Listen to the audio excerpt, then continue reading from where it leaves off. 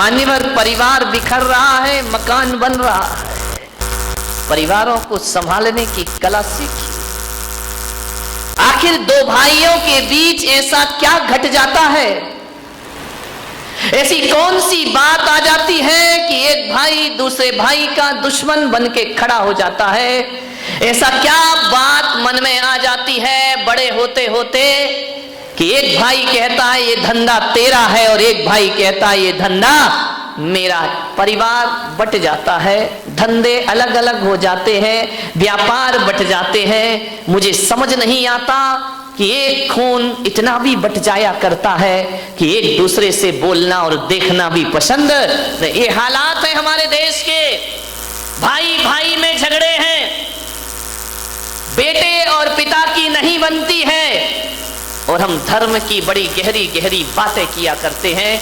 मान्यवर, जिस परिवार में दो भाई साथ साथ रहा करते हैं, जिस परिवार में चार भाई साथ साथ रहा करते हैं, जिस परिवार में एक दूसरे के बच्चे ये नहीं बताते कि ये मेरे चाचा का लड़का है, ये मेरे ताऊ का लड़का है, वह परिवार जिसमें दादा दादी भी साथ रहा करते हैं। एक बात ध्यान रखना, धरती का इससे बड़ा स्वर्ग दुनिया में कोई दूसरा नहीं हुआ करता है। और जहां भाई भाई से बोलचाल ना हो, जहां देवरानी जिठानी एक दूसरे से देखना पसंद ना करें, माँ बाप के रहते रहते दो भाई अलग हो जाएं, तो इससे बड़ा नरक दुनिया में कोई दूसरा नहीं हुआ करता। नरक है वो परिवार जहां रिश्ते आपस में बात नहीं किया करते हैं। कभी कब्रिस्तान को देखा है? देखना किसी शमशान को, कब्रिस्तान को, वहां एक कब्र में एक कब्र दूसरी कब्र से ज्यादा दूर नहीं होती है। कितने 1 फीट 2 फीट दूर होगी। एक मुर्दा लेटा है, उसके बाजू में दूसरा मुर्दा लेटा है, फिर थोड़ा चलो तीसरा मुर्दा लेटा है। हजारों मुर्दे कब्रिस्तान में लेटे होते हैं, लेकिन कभी एक बात ध्यान रखना, ये कब्रिस्तान में लेटे हुए मुर्दे केवल लेटे रहते हैं, एक दूसरे से बात नहीं किया करते हैं, एक दूसरे से संवाद नहीं किया करते हैं, एक दूसरे की तरफ देखा नहीं करते हैं। तो जिस घर में चार भाई एक दूसरे से बात करने को तैयार ना हो, तो वो घर घर नहीं, मेरी नजरों में कब्रिस्तान हुआ करता है। अरे कब्रिस्तान में तो फिर भी ध्यान रखना, मुर्दा लेटे होते हैं, लेकिन घरों में यदि बोलचाल नहीं है तो आदमी जीती जागती लाश सा जीवन जिया करता है। जिंदगी उसकी मुर्दों की तरह हुआ करती है, बोलचाल नहीं है, एक दूसरे से बात नहीं करते हैं। मेरे देश की संस्कृति एक कलात्मक इमारतें नहीं हैं, कुतुब मीनार, ताजमहल, अजंता एलोरा की गुफाएं, लाल किला, ये मेरे देश की संस्कृति नहीं है मेरे भाई। यदि ये मेरे देश की संस्कृति हो जाएगी तो मेरा देश तो पत्थरों का देश हो जाएगा। लेकिन भारत पत्थरों का देश नहीं, ये संवेदनाओं का देश है, ये दिलों का देश हुआ करता है। हमारी पहचान क्या है? हमारी पहचान है मेरे देश की धरती सोना उगले उगले हीरे मोती। कौन सा सोना उगलती है इस देश की धरती?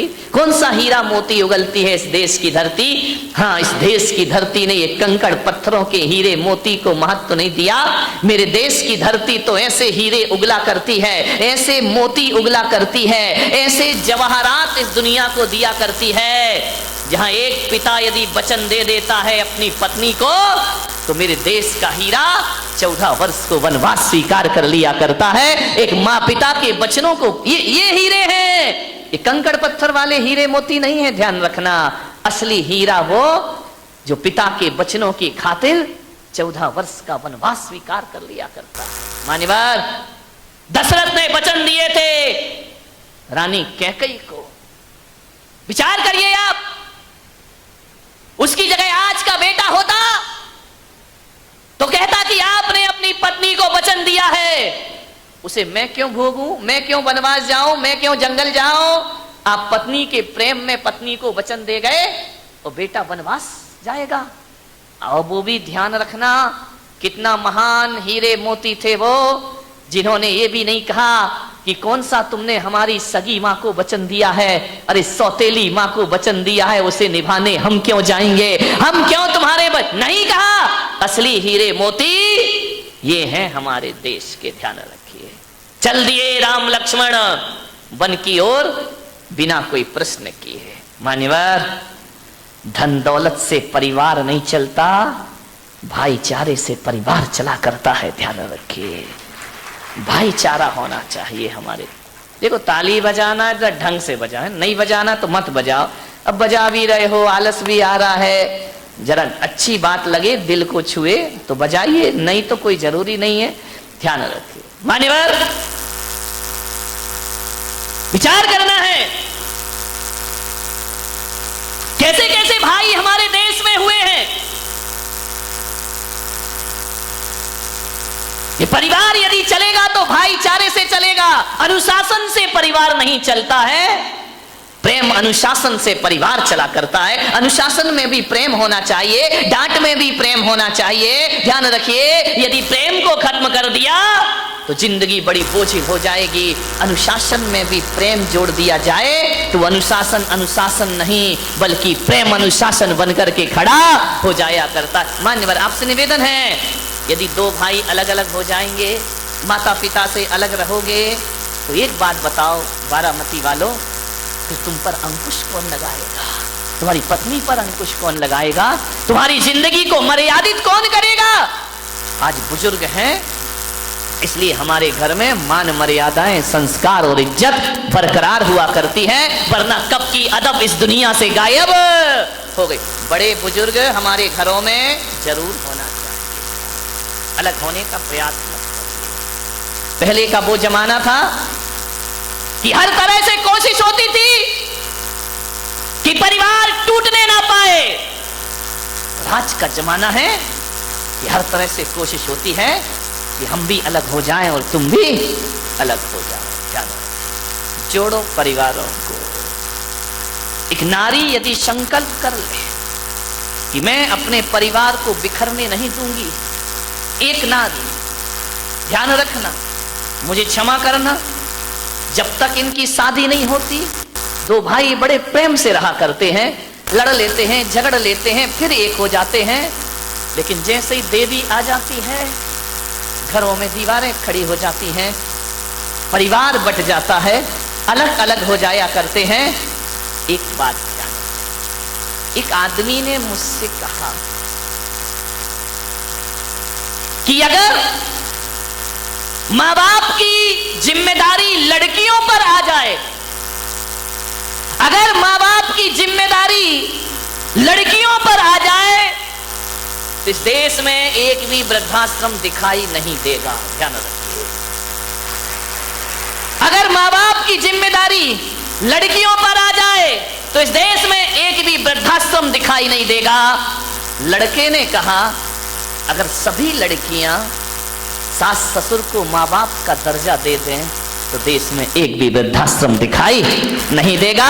पूरी दुनिया में कहीं भी वृद्धाश्रम के दर्शन नहीं हो। ध्यान रखना, एक लड़की माँ बाप की चिंता करती है, सास ससुर की नहीं करती। यदि हर बेटी सास ससुर को माता पिता समझने लगे तो हिंदुस्तान तो क्या, पूरी दुनिया में वृद्धाश्रम बंद हो जाएंगे, हर घर स्वर्ग में परिवर्तित। दोनों की जिम्मेदारी, लड़कों की भी जिम्मेदारी है और लड़कियों की भी घर को स्वर्ग बनाने। एक नारी संकल्प कर ले कि किसी भी परिस्थिति में मैं अपने परिवार को टूटने नहीं दूंगी। क्यों टूटता है परिवार?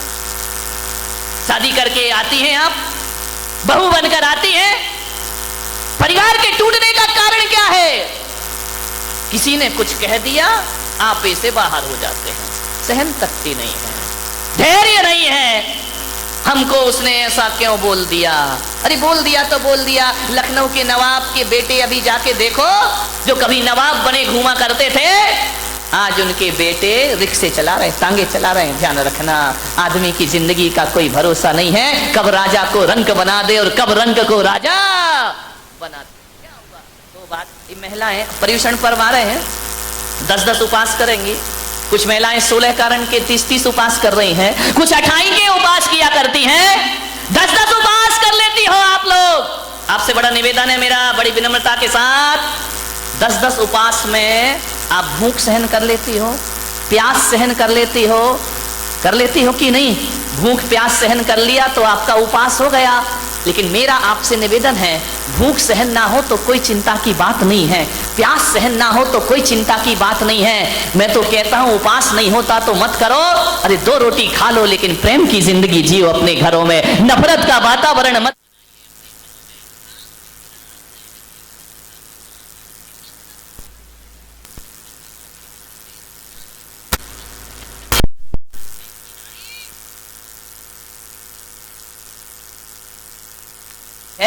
प्यास सहन हो जाती है, लेकिन घर घर में 2 बात किसी की सहन नहीं हुआ कर। मैं कहूंगा भूख प्यास सहन करने वाला उपास हो या ना हो, परिवार में 2 बात सहन कर लो, इससे बड़ी तपस्या दुनिया में कोई दूसरी नहीं होती है। किसी 2 बात सहन कर लो, किसी ने 2 शब्द बोल दिए, सहन कर लो मेरे भाई। यदि सहन कर लिया, इससे बड़ा कोई तपस्या नहीं, इससे बड़ी कोई साधना नहीं है। सबसे बड़ी साधना यही है, सासू ने कुछ कह दिया सहन कर लीजिए, बहू ने कुछ कह दिया सासू सहन कर ले, देवरानी ने कह दिया जेठानी सहन कर ले। इससे बड़ी कोई साधना और इससे बड़ा कोई पर्यूषण पर्व जीवन में दोबारा आने वाला नहीं। कौन कहता है माँ बाप से रिश्ता टूटता? एक बात ध्यान रखना, तीर्थंकर जैसे महापुरुष, इनको भी जन्म लेने से पहले माँ की गोद में खेलना पड़ा है मेरे भाई, ध्यान रखना। नारायण पुरुष भी, महापुरुष, अवतार पुरुष, पीर, पैगंबर, महावीर जो भी धरती पर आते हैं, कुछ मिले या ना मिले, माँ की गोद में तो सबको जाना ही पड़ता है। एक बात याद रखना, एक माँ ही है हमें जो जन्नत से उतार के धरती पर लाती है। मान्यवर, राम को भी माँ की गोद में खेलना पड़ा, कृष्ण को भी माँ की गोद में खेलना पड़ा, महावीर को भी माँ की गोद में खेलना पड़ा, मोहम्मद पैगंबर को भी माँ की गोद में। माँ की गोद को छोड़ के कैसे जीवन जियो? लोग कहते हैं कि भगवान जैन दर्शन कहता है कि जब तीर्थंकर मोक्ष जाते हैं तो सबसे नाता तोड़ लेते हैं, लेकिन मैं पुलक सागर ऐसा नहीं मानता। बात उल्टी है, बात कड़वी है, बात छुपेगी। तीर्थंकर सबसे नाता तोड़ सकते हैं, कर्मों से नाता तोड़ सकते हैं, संसार से नाता तोड़ सकते हैं, दुनिया से नाता तोड़ सकते हैं, लेकिन कोई भी महापुरुष ऐसा नहीं हुआ, भले वो भगवान बन जाए, लेकिन माँ बाप से नाता कोई नहीं तोड़ सकता है। ध्यान रखिए, ना घर में रहकर, ना सन्यासी बनकर माँ बाप का नाम कोई नहीं भुला सकता है। आज भगवान महावीर, भगवान पारसनाथ, राम, कृष्ण दुनिया से नाता तोड़कर चले गए, लेकिन आज भी दुनिया जब इन्हें याद करती है, ये दुनिया के भगवान क्यों ना बन जाए, लेकिन आज भी दुनिया याद करती है तो त्रिशला नंदन वीर की और जय बोलो महावीर की। ध्यान रखिए, आज भी त्रिशला नंदन है वो, आज भी कौशल्या नंदन है वो, आज भी वो असुसैन के राज दुलारे ब्रह्मा माता की आंखों के।